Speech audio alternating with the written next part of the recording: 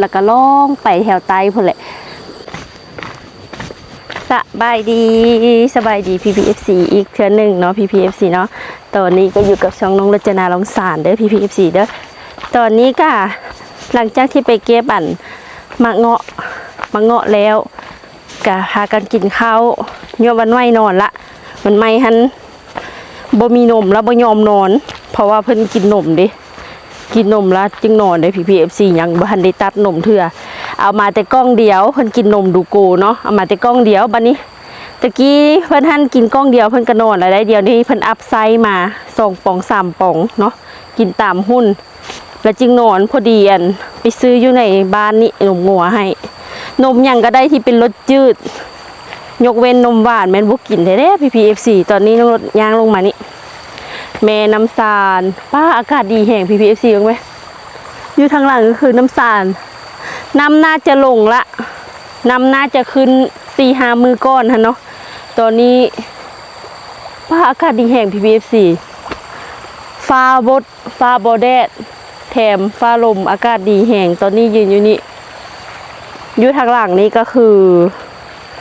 ส่วนแย่นอแย่เนาะPPFCนอแย่PPFCอาจจะเคยเห็นน้องรถมาตัดนอแย่ไปขายอยู่ถึงหันก็คือเหือนแม่น้องป่านเลี้ยวจากเหือนแม่น้องป่านมาหันก็คือวิวดีแห่งเด้อเลี้ยวมามันจะเห็นน้ำสานเห็นภูยมอยู่บนนั้นก็คือวิวลักลานเลยPPFCตื่นนอนมาเห็นน้ำสานเห็นภูเนาะประมาณนี้ตอนนี้ก็ยืนอยู่นี่ป้างามแห่งPPFCเดี๋ยวใช้หูแบบนึงนะคะเพิ่นน่าจะเกตไม่หรือว่าเอารถจกหมักจกเนาะน้ำน่าจะแห้งละเพราะว่ามีน้ำนี้ออกมาจากแถวนาน้องรถแล้วก็ไหลลงมานี่อันนี้เพิ่นน่าจะเอาขี้หินมาถมไม้ตัวนี้ก็คือเป็นสุ่มไผ่ที่หลายๆคนมานั่งกินข้าวอยู่นี่เนาะมานั่งกินข้าวป่า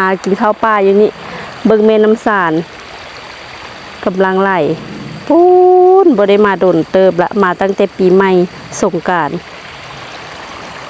อันนั้นก็เป็นหัวเป็นส่วนเขาเจ้าปลูกอย่างปลูกอีหยังเนาะเดี๋ยวสิพาPPFCไปเบิ่งหน้าตัวนี้เขาจะน่าจะเอาขี้ดินมาถมให้มันสูงขึ้นอีกอยู่ฟากนี่ก็เป็นหนาแต่ว่าปีนี้บ่ได้เฮ็ดให้เขาเจ้าเฮ็ดน้ำลงแล้วเนาะน้ำโบใหญ่ปานใดละอันนี้เป็นแม่น้ำสารเลยเป็นแม่น้ำหลักของเมืองลงสารเลยที่หาอยู่หากินหาปูหาปลาใส่น้ำเฮ็ดให้เฮ็ดหนาเนาะ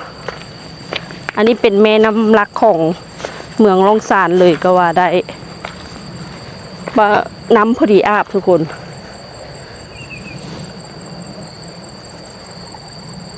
นี่คันเฮาสิไปฝากคุณช่วงนี้ต้องได้ใส่เหือจักเด้อเหือผายนี่คือสิผายบ่ร้อนเพราะมันเป็นน้ำใหญ่ละมันเป็นน้ำซัดละเฮาต้องได้ใส่เหือจักเมื่อกี้นี่ก็เห็นเขาเจ้าขี่เหือจักข้ามไปพุ่นเหือจักเขาเจ้าจอดอยู่ฝั่งนั้นพุ่นทุกคนพุ่นลองสุ่มได้ 4K พุ่นเหือจักเขาเจ้านะ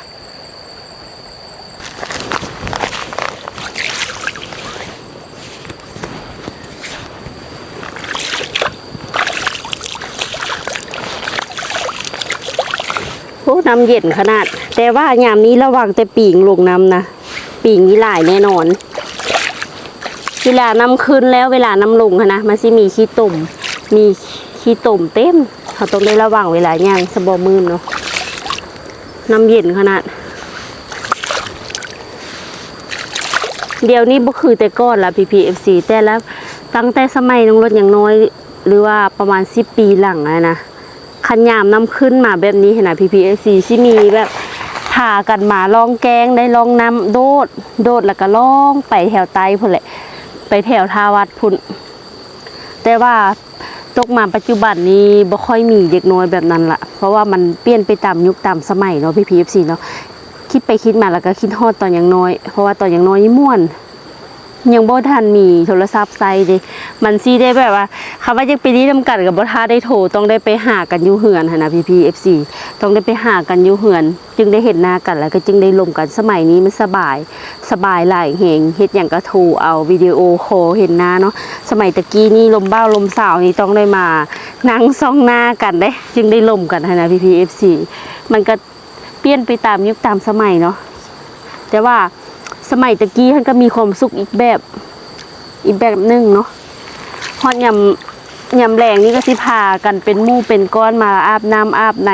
โดดตามแม่น้ำสารนี่เลยPPFCเพราะว่าเฮือนน้องท่านใกล้แม่น้ำสารแล้วก็ลอยน้ำเป็นเนาะลอยน้ำเป็นแล้วก็แต่ละแรงนี่ต้องฮิปเป้าเฮ็ดเรียกเฮือนแล้วก็พากันไปอาบน้ำบอกว่าหมู่ผู้หญิงหมู่ผู้ชายเนาะพากันนัดกันไปอาบน้ำตอนแรงฮอดยำให้ยำนากับเฮ็ดให้เฮ็ดนาก็ประมาณนี้PPFC อากาศดีมื้อนี้นะก็ลมเย็นขนาดเย็นดีขนาดเดี๋ยวจังน้อยกลับขึ้นไปถึงเหือนแม่น้องป่านและสิถ่ายบรรยากาศอยู่ถึงเหือนแม่น้องป่านให้PPFCได้เบิ่งเด้อป้าวิวลักลานเลยเหือนแม่น้องป่านนี่เหลียวเห็นแม่น้ำแบบสัดเลยนะอยู่เหือนหลังเก่าหันยังบ่เห็นดีปานใดมันบังต้นไม้ย้ายมาตัวนี้แล้วเห็นดีเห็นแม่น้ำเห็นภูถึงภูพูนป้าอากาศดีฟ้าลมดีขนาดทางหลังน้ำมันก็สิบ่คุ้นปานใดแล้วเพราะว่าน้ำมันแห้งPPFCเพิ่นก็สิเอานี่แหละยามแรงเพิ่นก็สิเอาวันรถข้ามไปฝั่งนั้นได้ขี่รถข้ามไปได้เนาะน้ำสารก็เปลี่ยนไปหลายPPFCแต่ละปีนี่ก็บ่คือเก่าเพราะว่าน้ำขึ้นแล้วมันก็เซาะขี้ดินขี้โดนไปเมื่อสะเซาะตะกี้มันมีอันนั้นได้แถวนี้นะมันมีต้นไม้บ้ากหลายแถวนี้นะแต่เดี๋ยวนี้มันเซาะไปหลายเติบละแต่ละปีนะแม่น้ำสารเนี่ยสิเปลี่ยนไปตลอดนะPPFCอยู่ส่วนนั้นภูทั้งนั้นกาเคยถ่ายคลิปไว้อยู่ยังไม่ได้เอาลงไปดีPPFCต้นไม้ใบหญ้าจนเขียวหมดละถ่ายไว้ใจมาบ้านได้เอาลงเดี๋ยวที่ท่านย่อยลงเด้ออันแถวภูนั้นตะกี้มันไฟไหม้เบิดเลยภูเปิ้นภูอันนี้แต่เดี๋ยวนี้เขาจะเอาอันไปถางปลูกยางเฮ็ดไร่เฮ็ดนาใส่แล้วเนาะPPFCประมาณนี้แล้วค่ะบรรยากาศมื้อนี้มาถ่ายคลิปคนเดียวปะวันใหม่อันนอนอยู่น้ำปลาปอมอยู่น้ำแม่น้องป่านอยู่ถึงเหือนนั่นแล้วก็เลยแวะตัวมาถ่ายคลิปบรรยากาศแม่น้ำสารให้PPFCได้เบิ่งจงได้สิขึ้นไปเบิ่งนาเนาะเขาเจ้าหากระดำแล้วจากแม่น้ำสารมาอันนี้ก็คือทุ่งนาละPPFCทุ่งนาใกล้สบายเหือนน้องรถนะมันใกล้น้ำบ่อนนี้ตะกี้ก็เป็นนาได้แต่ว่าบ่ได้เฮ็ดหลังจากที่เฮ็ดนาแล้วก็มาปลูกหญ้าเลี้ยงงัวอยู่นี่เนาะเลี้ยงงัวแล้วก็เสาเลี้ยงงัวแล้วก็แถวนี้บ่ได้เฮ็ดแต่ครึ่งนึงปล่อยไว้หลายอยู่PPFCนี่ทงนาเขาเจ้าหากระดำแล้วได้นี่เฮ้ยเมื่อยปีนี้ให้เขาเจ้าเฮ็ดละบ่ได้เฮ็ด2 ปีแล้วPPFC เมื่อยนะหากระดำแล้วยังบ่ทันได้เขียวยังไม่ได้เขียวหลายปานใดเนาะอันนี้ก็คือต้นกล้าที่เหลือน่าจะดำเหลือฝั่งนี้ก็คือบริเฮ็ดแต่ครึ่งเดียวเฮ็ดเป็นให้เดียวเลยได้นี่PPFCประมาณจะไกล4 ไร่บ่หรือว่าจะไกลนี่แหละกวางได้ไม่ไผ่มาเมานานี่ก็คือคิดนักอยู่เพราะว่ามันบ่มีคันนามันนานแล้วมันเป็นนาให้เดียวปกติมันสิเป็นคันน้อยเป็นนาให้น้อยนะPPFCมันชีแล้วไหวอันนี้ให้เดียวนำมือต้องเป็นเมาหลายๆคนจึงบ่เมื่อยเนาะนาเฮาสิฮอดบอลต้นอย่างฮะฮอดนั่นแหละเด่นหลังจากนั้นไปก็แม่น้ำสารเนาะอันนี้ก็เป็นกาที่เพิ่นนั่นดำเหลืออยู่พี่ส่วนหลายเขาเจ้าจะบ่ค่อยได้ว่านซักกาเอาเนาะซักเอาส่วนหลายนะโอ้นาเฮาสิฮอดหั่นนาเฮานะเดี๋ยวสิซูมให้PPFCเบิ่งฮอดขนาดตัวนี้บนกาวางไว้นี่มันสูมเลยจะซ้ำนี้PPFCส่วนอันต่อไปให้เป็นนาลุงนาป้าอยู่แถวนี้มันสิมีอัน3 เจ้ามีนาลุงแล้วก็นาป้าไอ้น้องของพ่อหั่นแหละส่วนอันค่าฝากอันหัวนั่นไปเป็นของอีกเจ้านึงค่าหัวนั้นมาแล้วแม่นอันของป้าแล้วก็ของลุงนี่ ของปลาหันแม่นอันเพิ่นบ่ได้ดำเพิ่นอันนั้นเอาว่านเอาเนาะเพิ่นว่านเอาอันนั้นน่าจะเป็นกาเหลือของนาตัวนี้นาของน้องรถนี่แหละอันนี้เพิ่นดำแล้วละตัวนี้เพิ่นดำแล้วละตัวนี้นะน่าจะหากระดำแล้วนี่แหละเป็นวัดอะไรว่ามาบ้านน่ะแล้วก็ไอบ่สบายอากาศเปลี่ยนประมาณนี้แหละค่ะบ่มีอย่างไรมาถ่ายอันนี้ให้ PPFC เบิ่งซื่อๆพอบ่ได้ถ่ายคลิปโดนละก็เลยว่าอยากมาถ่ายบรรยากาศให้ PPFC ได้เบิ่งลงมากะเจอน้ำสารคือเก่าเจอเป็นน้ำสารคือเก่าใกล้ๆคลิปที่น้องรถเฮ็ดหนา2 ปีหลังฮันแม่นยังบ่ได้เอาลงถ่ายไว้อยู่ตั้งแต่วันใหม่ยังน้อยเดี๋ยวสิทยอยตัดลงคลิปเก่าให้ PPFC ได้เบิ่งเด้อเพราะว่าบ่เอาลงก็เสียดายเพราะว่าได้ถ่ายละยังหลายแห่งคลิปเก่านะถ่ายดองไว้บักหลายแต่ว่าบ่ได้เอาลงตอนนี้กำลังสิย่างขึ้นไปเหินแม่น้องปานบรรยากาศมักบอนนี้แห่ง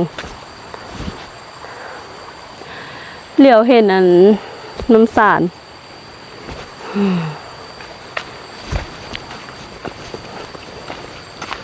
อันนี้ก็ทางขึ้นพระเจ้าเกตไม้ตะกี้มันเป็นทางบ่ใหญ่ปานนี้ฝั่งนี้ก็เป็นสวนแม่น้องปานส่วนเหือนหลานที่เดียวเห็นเป็นเหือนองกุกกิกเด้อตอนนี้ขึ้นมาถึงเหือนแล้วเด้อป้าอยู่เหือนในค่าก่อนอยู่ลุมอีก PPFC เบิ่งทุ่งนาเห็นสัตว์อันนี้ส่วนแย่ตัวนี้นะเลี้ยวไปทางนี้กะแม่น้ำสารถึงภูป้าเลิศค่ะบรรยากาศดีแห่งอากาศดีแห่ง PPFC ขึ้นมาถึงเลยแห่งเห็นวิวสัตว์เนาะเห็นทุ่งนาชัดเจนเห็นภูชัดเจนเห็นแม่น้ำชัดเจนตื่นเช้ามานี่อากาศดีแห่งนี่นะขึ้นมาถึงแล้วเห็นชัดเจนเวลาน้ำขึ้นมานี่แห้งเห็นดีนี่นะน้ำไหลแห้งนี่นะมันจะเป็นมืดๆหน่อยนึงเนาะไปเดี๋ยวไปทางนี้ก็ทุ่งนาเดี๋ยวไปทางนี้ก็ทุ่งนาเดี๋ยวไปทางนี้ก็น้ำสารประมาณนี้ตอนนี้อยู่ถึงเหือนแม่น้องป่านหันไปหูเหียน PPFC บ่ได้ถ่ายคลิปนำซ้ำเนาะนับจักน้อยประมาณ4 โมงแม่เพิ่นไปรับแล้วก็สิมานอนอยู่เหือนไม่ตู้เนาะมาลิ้นน้ำมันไหม้เห็นมันไหม้มาละเป็นนอนน้ำน้องเนาะประมาณนี้ค่ะ PPFC อากาศดีนั่งอยู่ปองเยี่ยมเลี้ยวออกไปเห็นภูเห็นผาเห็นแม่น้ำสารเห็นทงไฮทงนาเนี่ยอันนี้ก็ทงนาอยู่ฝั่งนี้ก็เป็นน้ำสารอากาศดีมาอยู่นี่จักเดือนนึงเนาะ อากาศดีบัดอยู่เวียงนะพอจะมีบ่อนหายใจเหือนก็ได้มันเหือนเพราะเป็นเหือนบ่มีหน้าบ้านปุกเหือนเต็มดิน10 คูณ20ได้อยู่แต่ในเหือนเกือบบ่ได้ถึกฮอดอากาศนอกนะ PPFC เพราะอึดอัดแฮงบ่มีฮอดบ่อนจอดรถอยู่แถวอันบ้านนอกแถวอันบ้านเฮาเซอมีภูมีผามีพักมีอย่างกินแบบบ่ต้องได้ซื้อหลายสิ่งหลายอย่างเก็บพักหักนอเนาะแบบบ่ต้องได้ซื้อคืออยู่เวียงนี่ก็คืออะไรก็เป็นเงินเป็นคำหมดประมาณนี้แหละค่ะ PPFC มาอยู่ย้ายมาอยู่บ่อนนี้แฮงเห็นวิวดีกว่าอยู่อันเหือนหลังเก่าอีกได้เพราะว่าอยู่หลังเก่าหานั่นมันบังต้นไม้ต้นตอกเด้อแม่น้องป่านย้ายมาอยู่พี่แล้วเพิ่นก็ปลูกต้นไม้ใส่อีกเนาะไกล4 โมงแล้วอันเริ่มมีเสียงเขียดฮองแล้วเนาะเพราะมันไกลทงไฮทงนา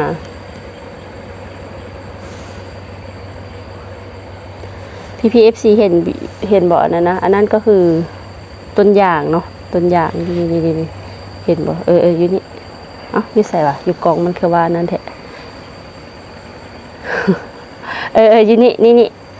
อันนี้เป็นต้นยางอันนี้นะต้นยางที่ประมาณจากต้นโพ